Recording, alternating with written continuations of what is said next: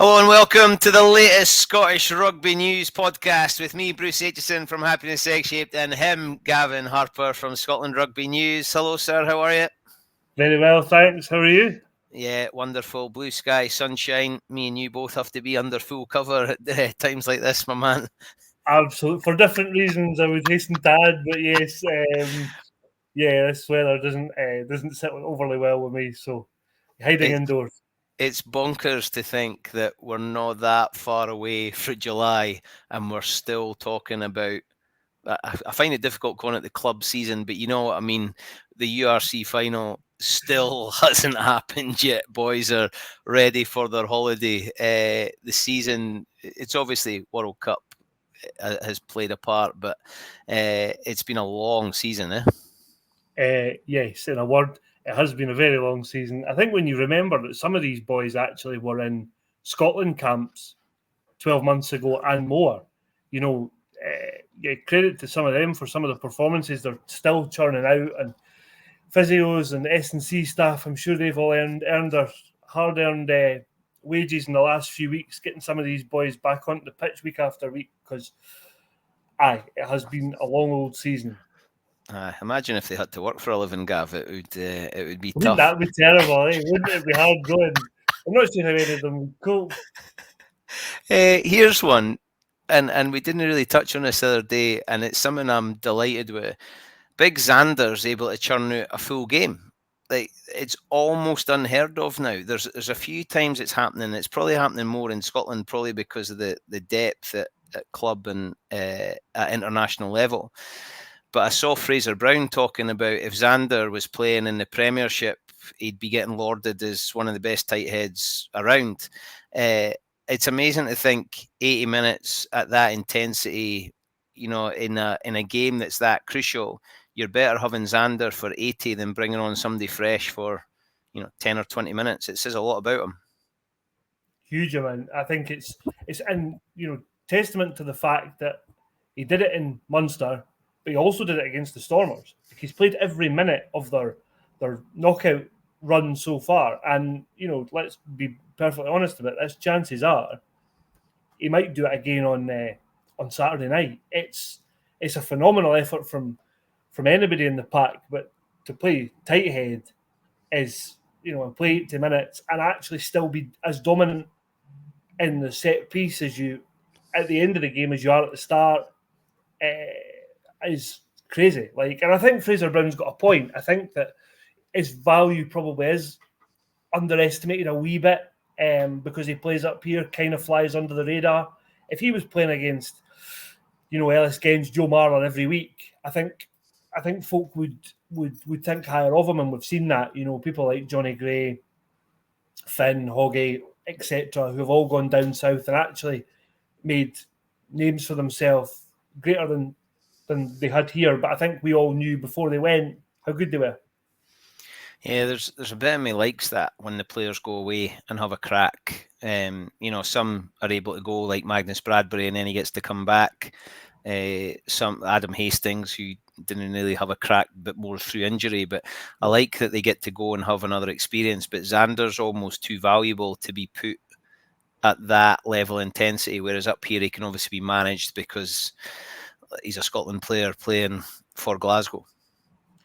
I think that's it. I think it's the money obviously would be a factor. I'm sure Glasgow and the SRU have delved deep into the coffers to see Xander right, because it's actually so important that they keep him here and are able to manage those minutes, because it means that the games he does play, if he has to play 80 minutes, whether that's for Scotland, for Glasgow, whoever it is, then he can do it because he's not playing every single week, I think, particularly in his position, you look at if he went to France or, as I say, played in the Premiership, and he would be on a decent wage, a British Lion, prime of his career, people would, clubs would expect, probably rightly, to get their money's worth out of him and play him almost every week.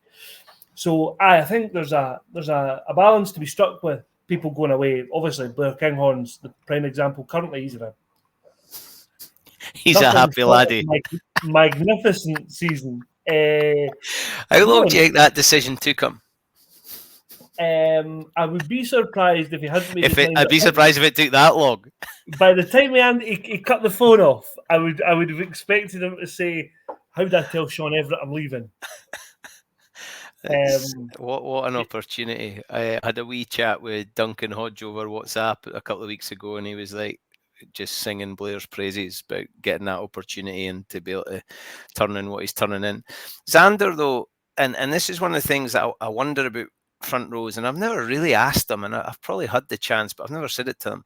They're conditioned to play for 80 minutes. Like, I know the scrum's tough. I know the number of breakdowns and tackles they make is draining, and if you can bring somebody on that's fresh, are you better having them at 100% for 20 minutes than you maybe at 80% in that last 20 minutes? But they're conditioned to play. I mean, we've been through this before. I was never a great player. I played in a position where I didn't often get subbed off. Yeah. But if I did, I was raging. Like, yeah. I want to play, train, and I was never a pro. These boys train all week. Surely they want to play every minute. Yeah, I think there must be an element of that. It's an interesting one because actually, to my knowledge, we haven't asked Xander if he's quite happy coming off and getting a breather, or if he'd rather be out there. But actually, Xander played the whole 80 minutes, but actually Jamie Batty played 70 plus. And like I remember where the press box is at Thomson Park, you look almost straight down to the bench. And I remember looking down, and Ross Thompson was sitting, absolutely no sign that he was coming on. And the other two unused subs were the two props. And you think, how often is that? Both props have gone 70 minutes plus in a semi-final away from home against a team like Munster. So actually, yes, let's, get carried away because Xander's great. But, I thought Jamie Batty, that was probably the best game I've seen him play. I'm delighted for him. What a boy and what a story he's had. So this week, let's have a wee look ahead.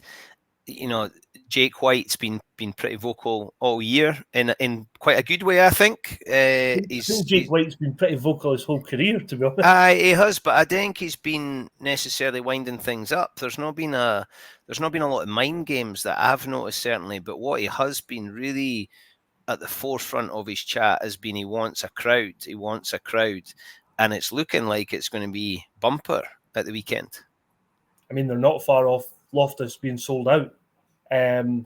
So, yeah, I mean, we talked about, when I was in Limerick at the weekend, we talked about the challenge that awaits Glasgow, and not only will they have to beat the Bulls, but they'll have to beat 55,000 probably Bulls fans, let's be honest, barring a handful of Scots that are able to get themselves out there. So, yeah, it's huge. And now we know that Andrea Piardi is the ref. Glasgow obviously had him at the weekend.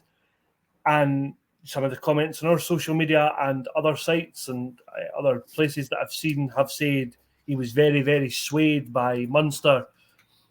And, there's always an element of people will think that, but there were a couple of decisions I thought Munster were very clever about the way they went about things. The one where Peter O'Mahony gets whacked in the face by Matt Fagerson and then lies on the ground rubbing his hamstring whilst looking at the big screen and shouting at Tyg Byrne to tell the ref. Let's not pretend that the Bulls won't try that if they can to get a slight edge. So it'll be interesting to see how that's managed. I think, obviously, Frank Murphy's one of the assistants. He's got bags of experience. So you're maybe looking at somebody like him stepping in a wee bit more just to help Andrea Piardi's experienced ref. But, it'll be interesting to see the dynamic of how the officials work. But, you're right, it should be a bumper crowd.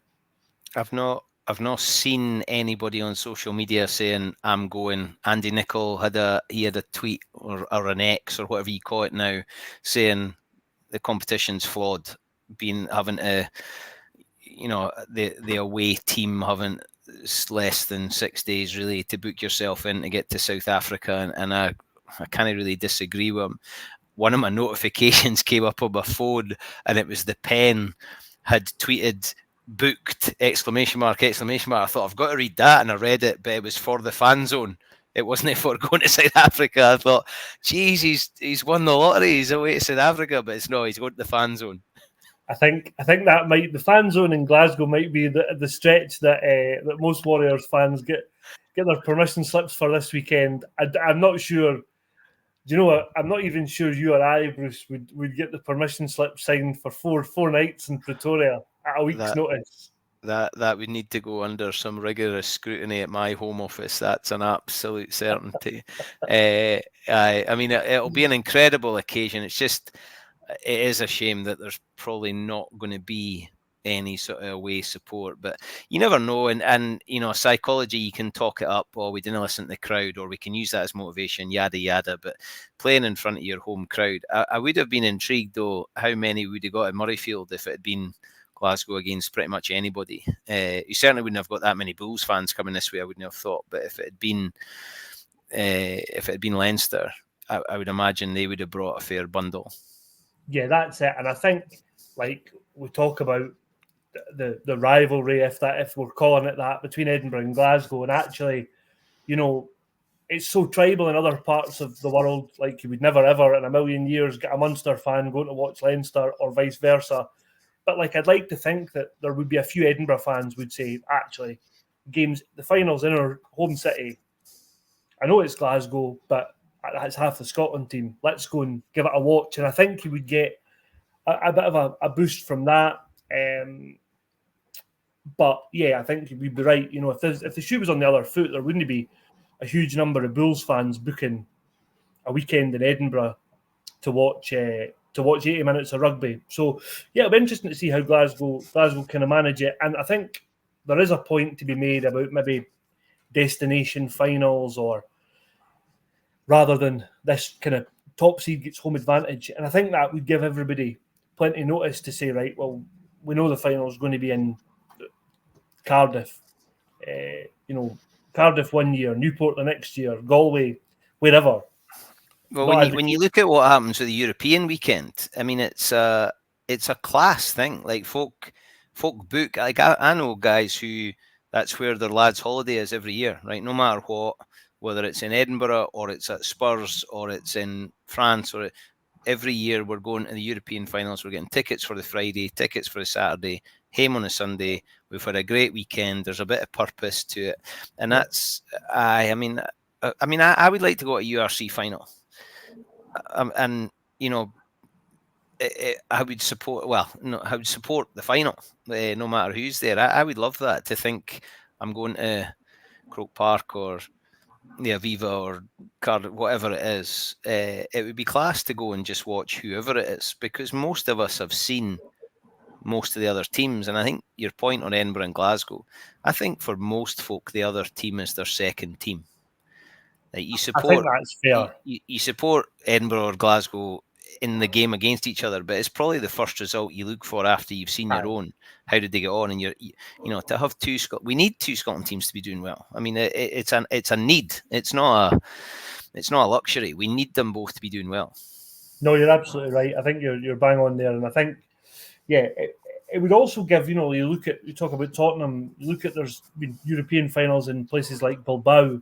It would actually give other cities outside of Dublin, Cardiff, a chance to host these. And, you would have to accept that one year it would be in Italy, another year it would be in South Africa. But, it's something I think they need to explore.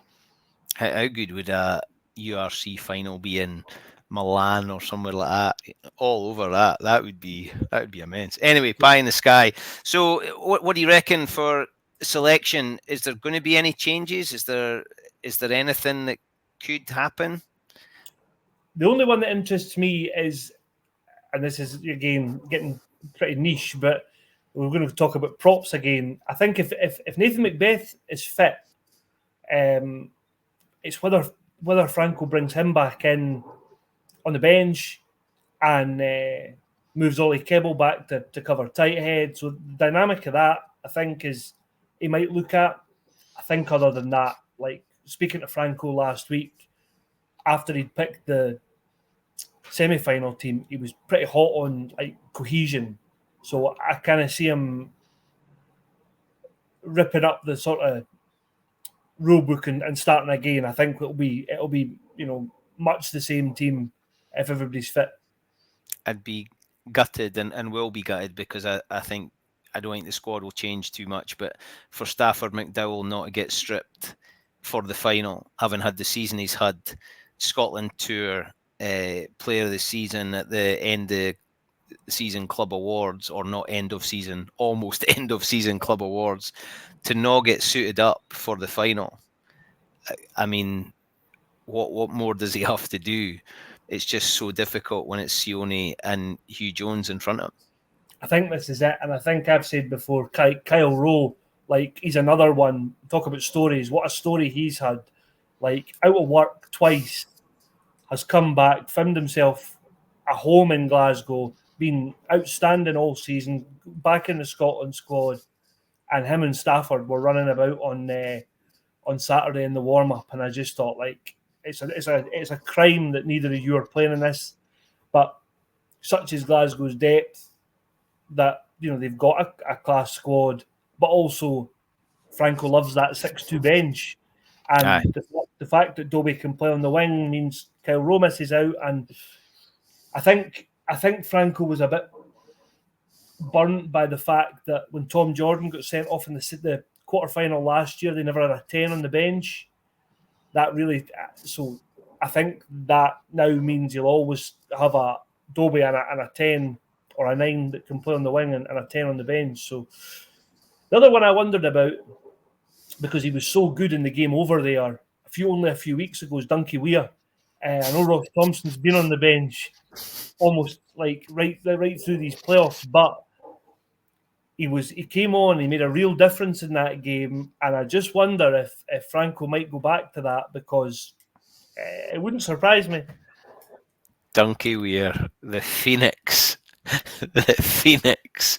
He'd be gutted for Ross Thompson. I mean, that. Oh, you would be, and particularly because he's leaving, what a way to finish that would be. But, like, stranger things have happened.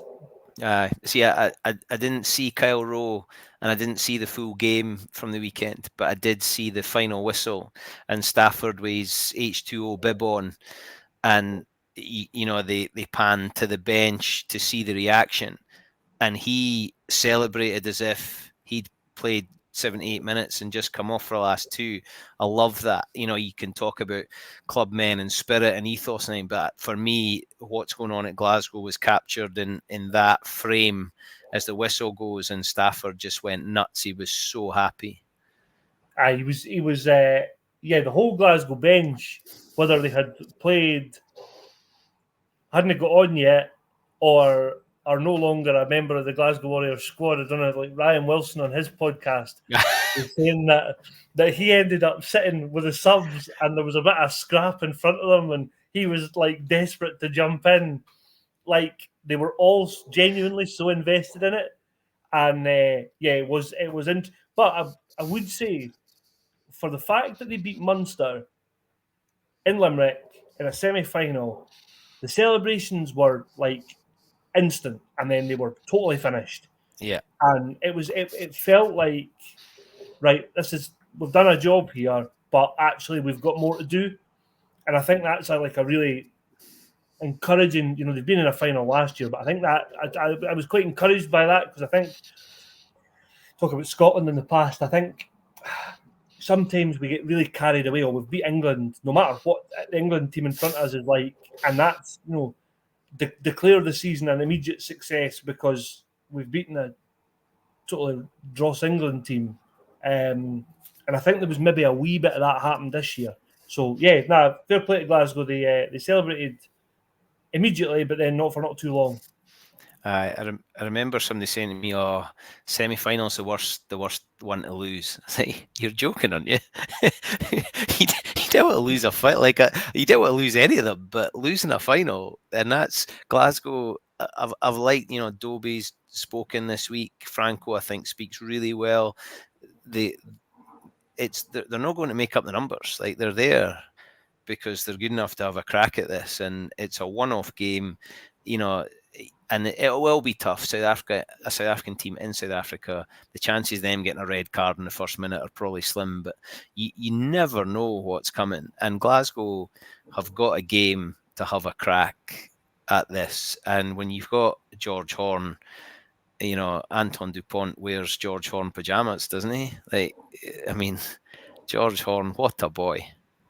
This is I think 2 weeks out of 3 we've had a George Horn section on these. But nah, I mean, look, he's been first class for 2 years now. So I actually thought Tom Jordan was like superb at the weekend. Yeah. Having watched it back again, like he was so good. And actually, do you know, Glasgow have got a team that they'll just go and give it a crack.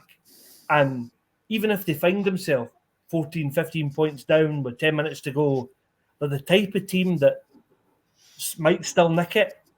There's a belief there, though, isn't there? That's the bit I like. It's not an arrogance, and I'm not even sure it's a confidence. It just feels like it's a belief. Like the try from the kick return. There's a lot of teams who just stuck that up in the air, and the props just stood in the middle having a chat to each other until somebody makes a mistake. But Glasgow backed themselves. Darge gives the ball early, and away they go, and it's great to watch. But they seem like they're really enjoying themselves. It's so good, and I think that, like, talk about belief and trust, and I think trust is such a big thing for players. Like, I saw a tweet from the journalist Paul Williams who said, "Oh, here's Snyman coming on. Like, this will change the game." And Max Williamson, about 10 minutes later, has absolutely monstered somebody in the Munster 22, from which Glasgow win a penalty and stick it in the corner. And you think, like, this kid's like 21, 22, was nowhere at the start of the season. Ewan Ferry, Gregor Brown, Gregor Hiddleston as well, all the same. And they've just come from nowhere they are now performing at that level in these games. But part of that is because Franco trusts them. Do you know? And it's like, to have that trust and be saying, right, on you go, son, in a semi-final, go and replace Richie Gray for the last 20 minutes. Like, other coaches just wouldn't do that, and that would be a predetermined. Richie Gray doesn't come off because he's a British Lion. Yeah, it's class. He'll be getting paid about a 12th of what Snyman's getting paid as well. Yes, I think that is probably fair. I can't believe half of those things, like Jordy Barrett's. Like, didn't get me started on that stuff. Anyway, so you called it. You called the semi-final. Come on, what's happening in the water down there? How's it going to go? Is it going to be a Glasgow win? It's going to be very, very tight. Get on with it. Stop this media rubbish. Okay, Glasgow win by 4 points. You reckon? I don't know, and I genuinely don't know if that's head or heart, but I think Glasgow win by 4 points. It would be enormous for Glasgow to win. It would be the biggest win in Scottish club, professional Scottish club rugby. Yeah. Like, it would totally eclipse what they did 9 years ago, because that was Munster in Belfast with loads of Glasgow fans, and actually they had Finn, they had Hoggy, they had DTH. Like, when you go through that team, most of those boys now are total Glasgow legends. And I think that's the opportunity that this team have got to write themselves into that history with those characters on Saturday. So, yeah, good luck to them. Right, here's one for you just before we move away for Glasgow. If Glasgow were to win, is Franco Smith the next Scotland coach? I think he's very much in the picture. Do you know what? For me, he would be, because I think he knows all the players. He's developed a winning team. You think about, I've said this loads of times, but think about where they were 2 years ago. They took 70 points. Like, 70 points in a league game is deplorably bad. To take 70 points in a quarter final is like, it cost Danny Wilson his job.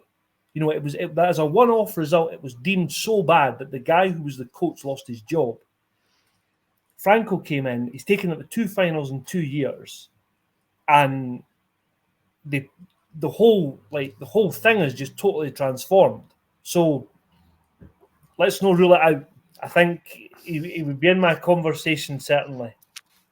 I tell you But when what, for somebody that works in the media, you've been media trained for your answers. You're worse than the players, man. It very much depends when we're talking about getting a new Scotland coach, because That's true. let's wait and see The what wheels happens. could come off next year. Aye, They right, could. okay. Yeah, no, I get you, but it's been an incredible thing. So, big news has been confirmed. Mr. Altrad has said that Hoggie's going to play Montpellier. It's set the hairs running, hasn't it? It certainly has. I think it's probably the news that most of us have expected now for a while. Traditionally French, or typically French fashion, rather than the usual press release and announcement, Moed Altrad has told French journalists while talking about Bernard Laporte. So yeah, I mean, it is the way that these things happen. I asked Gregor, or we asked Gregor last week about what he thought about Hoggie's return, and talking about media trains. It was very good luck. That went in like a lead balloon. Yes, I think that is probably fair. I think one question on that subject was sufficient. You're now on the list. Like, they let him in. He's not let that's back. it. I think I've been on that before. Now look, who knows? Like, he's retired a year ago. There's obviously been loads going on in his private life that I think is probably not a subject that we want to get into here. No. And he's 100 cap Scotland international, 3-time British Lion. Now away to play in France. Montpellier have had an absolutely dismal season. Anthony Boutier's, I think, ruptured his ACL, so they need a fullback, and they've found Hoggie's number somewhere, and look, let's see what happens. There's still part of me that I want to see it before I can believe it. But yeah, who knows? Who knows what it means for anything, for Scotland, for Hoggy himself, for any of it. Yeah, I'm not sure it means anything for Scotland, but for Stuart Hogg, I hope it's the right thing. I hope it works. I hope it can open the door to better things ahead. And we're not there. We've not seen anything that's happened. We can hear about it, and the whispers are there. But personally, I hope it works. I hope it's a positive thing. Montpellier, I don't know enough about. I don't know enough about the French game. Maybe it's the right place for him to be. I certainly hope it is. But it'll be interesting to see, because I think there's a chance Edinburgh could be drawn Montpellier. Is that right? That is right. Yeah. So yeah, let's wait and see what happens. But I mean, yeah, there is a scenario we could have Hoggy at the Hive. So yeah, that might be interesting. And it's like all these things.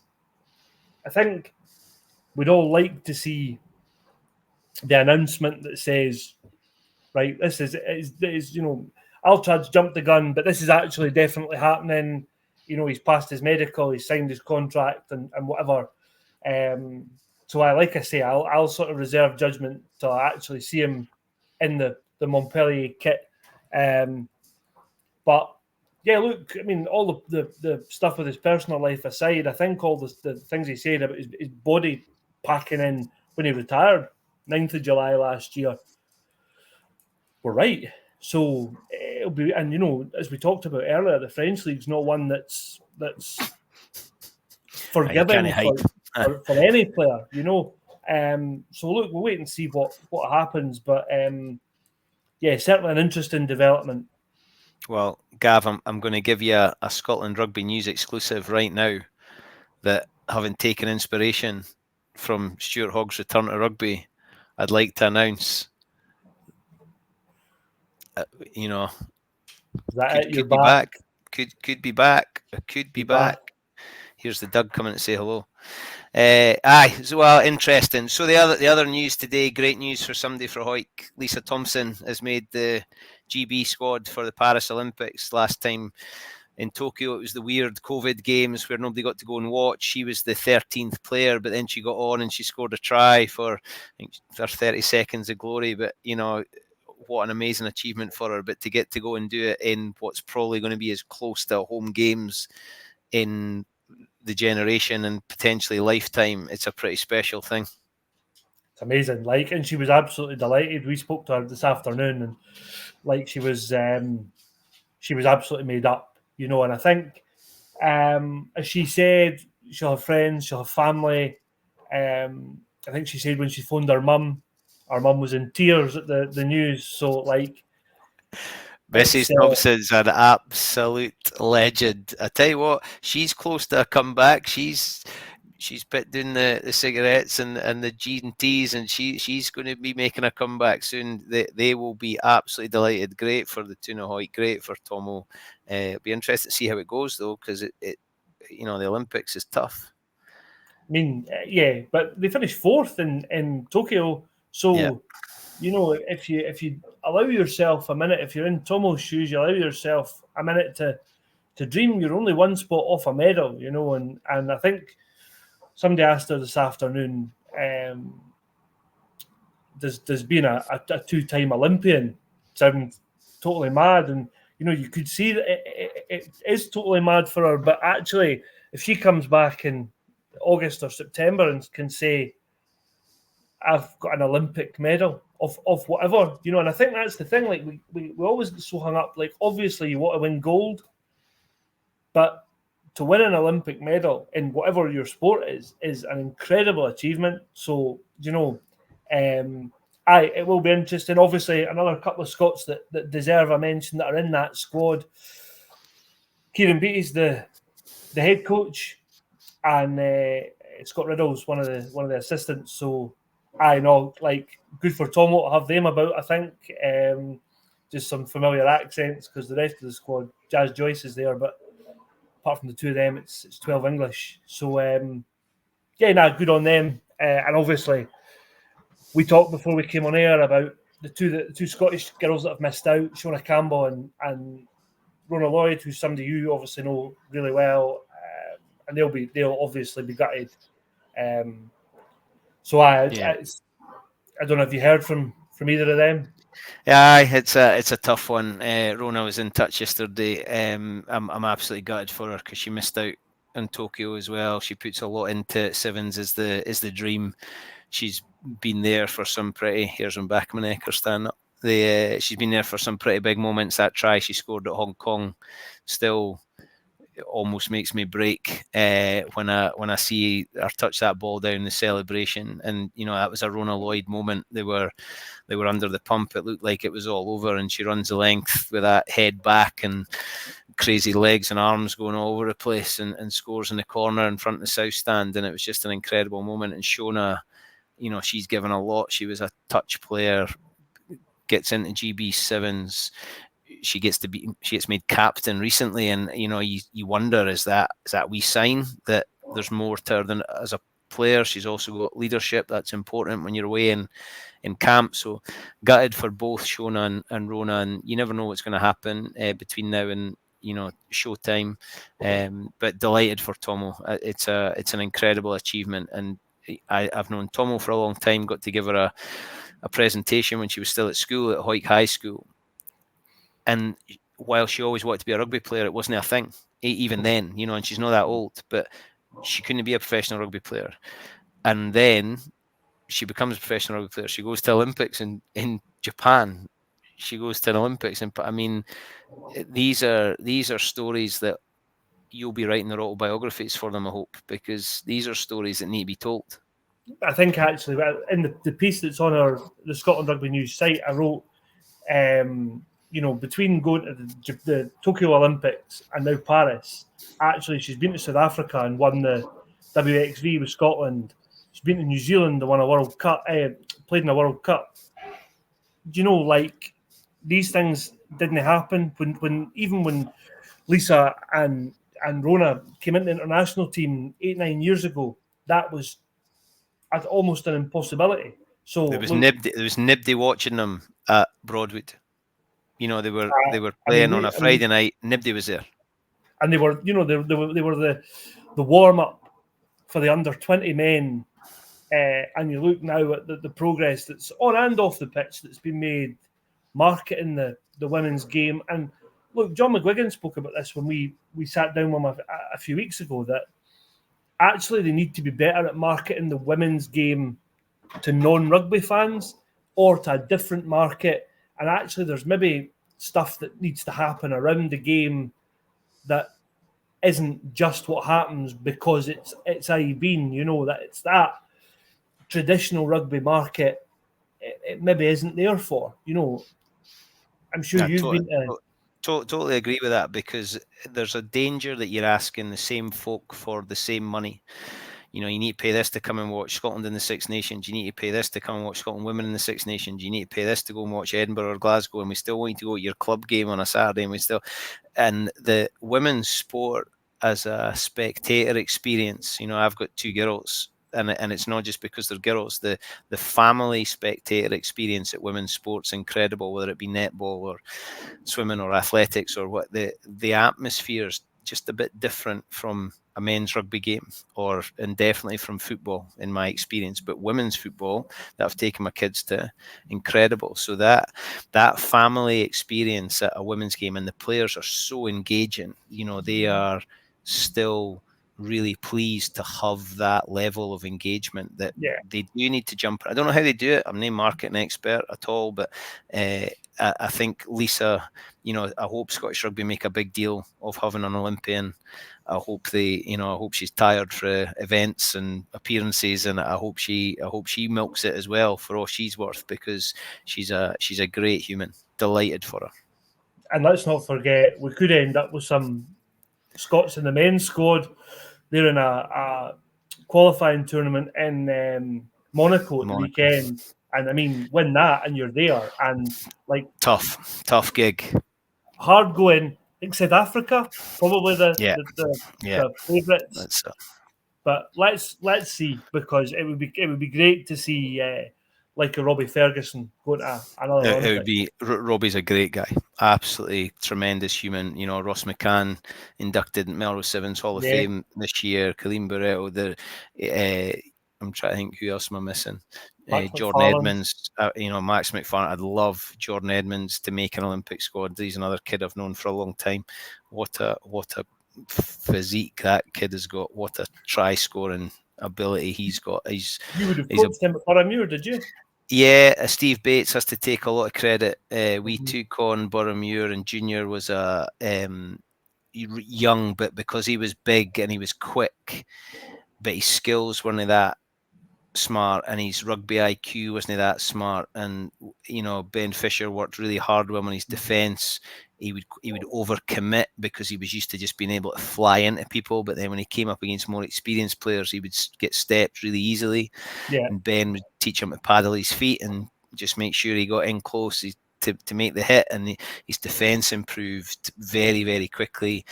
When we won a cup against Hoyk, Junior gives an inside ball to Sepp Visser in the cup final under as much pressure, and he would have wanted to score.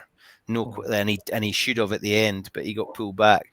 But he would never have given that, even at probably 6 months before. But the work that went in, and I was desperate for him to go and get a crack. He never quite got a crack with Edinburgh or Glasgow. Mm-hmm. There was teams in England were keen, but for other reasons it just didn't quite work. And then when he got GB Sevens, delighted. Then he gets injured, and great kid. Lots of love for Junior. So my man, lots of rugby on this weekend. no rest.